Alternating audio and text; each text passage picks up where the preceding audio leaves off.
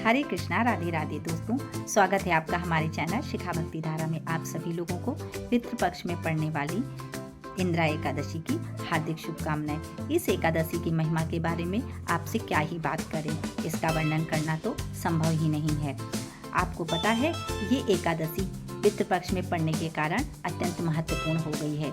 इस एकादशी का प्रभाव भक्तों के जीवन में तो प्रभावशाली है ही, साथ ही पितरों के लिए भी एकादशी मोक्ष प्रदायिनी एकादशी मानी गई है। इस एकादशी का व्रत करके साधक इससे प्राप्त पुण्य यदि अपने पितरों के निमित्त अर्पित करता है तो इससे साधक के तो जीवन में पृथ्वी लोक में ही सुख समृद्धि प्राप्त होती है और साथ ही पितरों को भी ये पुण्य मोक्ष प्रदान करता है।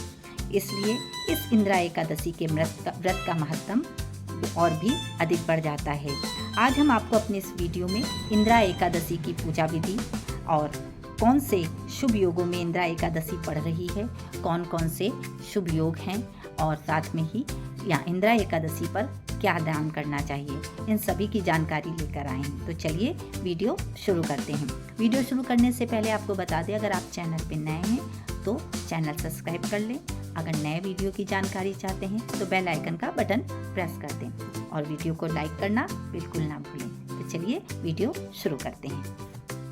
पहले बात करते हैं कि इस पुण्यकारी इंदिरा एकादशी पे कौन कौन से शुभ संयोग पड़ रहे हैं। तो बता दें कि इस दिन मंगलकारी शुभ और परिघ योग समेत कई शुभ योग पड़ रहे हैं, जो भगवान विष्णु के साथ पितरों के लिए भी विशेष हैं, क्योंकि इन शुभ संयोगों में एकादशी का व्रत करने वाले व्यक्ति को 7 पीढ़ियां भी उनकी तर जाती हैं पितर के। इस एकादशी का व्रत करने वाला भी स्वयं मोक्ष प्राप्त करता है। पुराणों में भी बताया गया है कि जितना पुण्य कन्यादान से, हजारों वर्ष की तपस्या से और भी कई तपस्या से मिलता है, उससे अधिक पुण्य एकमात्र इंदिरा एकादशी के व्रत से प्राप्त हो जाता है।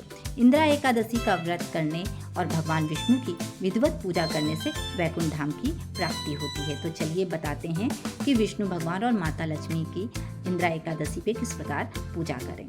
इस एकादशी के व्रत और पूजा विधि अन्य एकादशियों की ही तरह है, लेकिन सिर्फ अंतर इतना है कि इस एकादशी पे शालिग्राम भगवान की पूजा की जाती है। तो सुबह इस दिन सबसे पहले स्नान आदि से निवृत्त होकर स्वच्छ पीले कपड़े धारण करें। उसके बाद आप भगवान विष्णु और शालिग्राम के आगे अपने व्रत और पूजा का संकल्प लें। यदि आपको अपने इस व्रत के पुण्य को पितरों को दान करना है तो आप ये भी आप संकल्प के समय ही बोलेंगे। उसके बाद व्रत का संकल्प लेने के बाद भगवान को, शालिग्राम भगवान को या फिर आपके पास लड्डू गोपाल हों, उन्हें पंचामृत से स्नान कराएं। पूजा में अबीर, गुलाल, यज्ञोपवीत, सफ़ेद तिल, फूल आदि को अर्पित करें। उसके बाद धूप करें और दीपक प्रज्वलित करें। दीपक देसी घी का हो और दीपक की भी पूजा करें। उसके बाद हमें भोग लगाना चाहिए। तो आपको बता दें, आज के दिन शालिग्राम जी पर भी आप तुलसी दल चढ़ाएंगे और भोग में भी आप तुलसी दल अर्पित करेंगे, क्योंकि भोग में तुलसी दल के बगैर भोग नहीं लगाना चाहिए।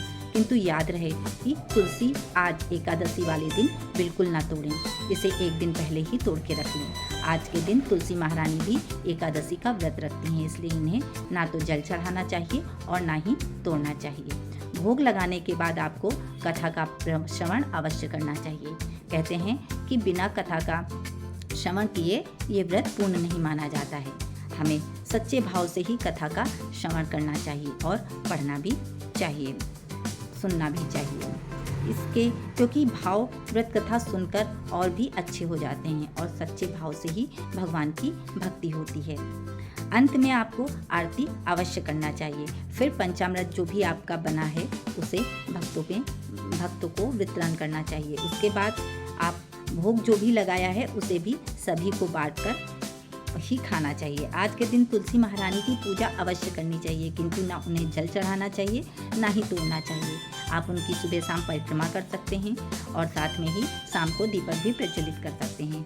उसके बाद आप सारा दिन भजन करिए।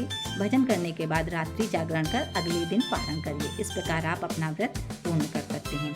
आपको पता है इस एकादशी पे आप पितरों के निमित्त कुछ दान भी कर सकते हैं। उस दान के प्रभाव से पितर आप पर सदैव प्रसन्न रहेंगे। तो आज के दिन आपको दूध, दही, घी और अन्न का दान अवश्य करना चाहिए।